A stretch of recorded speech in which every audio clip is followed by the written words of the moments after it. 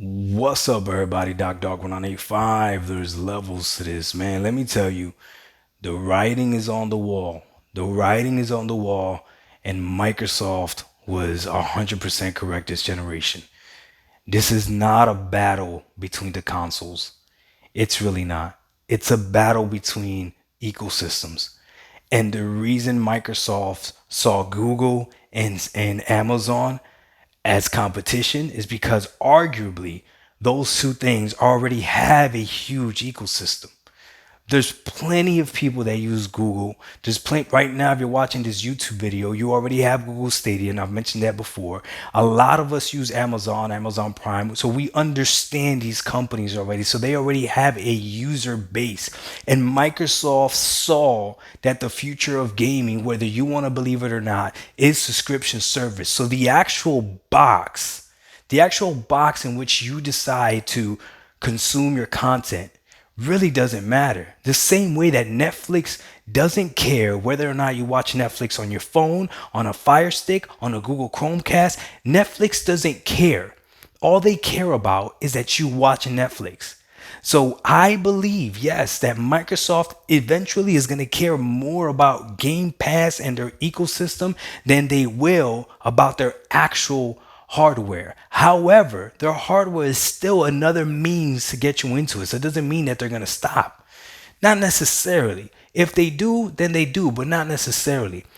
And what I think is that Sony is seeing the same thing, but they might be seeing it a little bit too late.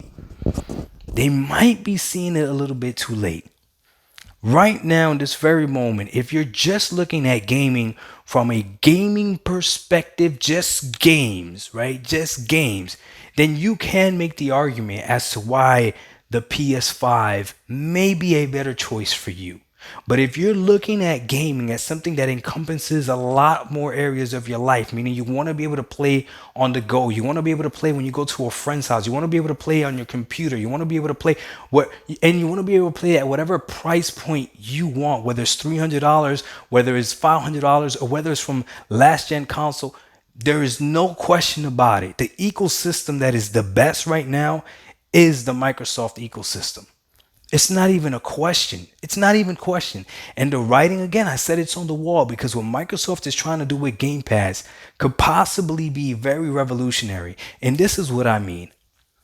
If Modern Warfare is going to cost $70 for you to purchase it, but let's just say, I'm not saying it is, but let's just say they figure out a way to put this thing on Game Pass day and date. And you just paid $70 so that you could play it on that box, but I get to play it, and all I'm doing is paying $15 a month. Plus, I get everything else that comes out on Game Pass. Plus, I could go ahead and download it on my PC if I want to get a PC later on down the road. Plus, I could go ahead and play it on my phone if I want to play it. Or let's say I go out of town and I go visit a friend, and they have the brand new Samsung TV that has xCloud on it, and I log into that xCloud, and now I can play there as well. I'm telling you, this is about to get very, very scary for all these other companies. Microsoft was genius when they said, and I remember making a video saying how disrespectful Microsoft was for not even acknowledging Sony and Nintendo as their competitors. But this makes too much sense. I get it. Google already has a massive following. When you think about just how many people use Google, how many people have Gmail, how many people have YouTube, it's just a massive, the numbers, you can't even compete. And then Amazon, again, same thing, just massive. How many of us already have Amazon Prime, use Amazon Video, use Amazon to order? It just can't be touched. So I get why Microsoft saw them as competitors. Now, the advantage that Microsoft has over Google and over Amazon when it comes to gaming is that they have dedicated hardware. That is the main advantage, is that they have dedicated hardware. Their streaming service is not as good technology wise as the other two. I'm telling you right now, I've tried them all, okay? I have Luna, I have Stadia, and I have Cloud. And I have xCloud. It's not as good. But the fact that what you can do with the hardware and how you can seamlessly transition between the hardware, cloud, and PC, man, It's just ridiculous. I fear that Sony is getting into the ecosystem game a little bit too late. A little bit too late. And that's why what you're seeing is Sony has to double down on the games factor, right? Which is perfectly fine. If you're a gamer, you want games, right? But these games gotta hit hard and they gotta hit right if Sony wants to stay afloat, because ecosystem wise right now, they can't compete with anybody. Ecosystem wise, Sony can't compete with anybody. Let me explain this to you, okay? If you are getting a $500 console and you're looking at both these consoles and you see everything that they could do, just on the simple basis that one console can't play a whole generation of games, has to stream it, not because it has to stream it right now, versus the other console that can, you can download those games and actually play those games on it. That's a huge difference. That's a huge advantage right there. That might be enough to change what, to make you decide which one you're gonna get if you were gonna go into the whole console.